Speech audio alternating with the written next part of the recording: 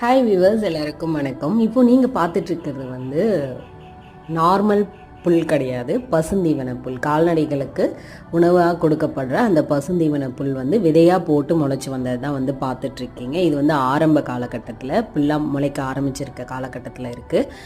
நம்ம சேனலில் பார்த்திங்கன்னா இந்த பசுந்தீவனம், அதுவும் குறிப்பாக சூப்பர் நேப்பியர் கிராஸ் வந்து எப்படி வந்து நடுறது, அது எப்படி வந்து அறுக்கணும், எந்த வயதில் அறுக்கணும் அப்படின்னு சொல்லிட்டு 4 வருஷத்துக்கு முன்னாடியே அதோடைய பயன்கள் எல்லாமே நான் போட்டிருக்கேன். பசுந்தீவனம் வந்து கால்நடைகளுக்கு முக்கியமாக அப்படின்னு நீங்கள் கேட்டிங்கன்னா நிச்சயமாக ரொம்ப முக்கியம். புரதச்சத்து வந்து இது மூலியமாக தான் உங்களுடைய கறவை மாடுகளுக்கு வந்து கிடைக்கும்.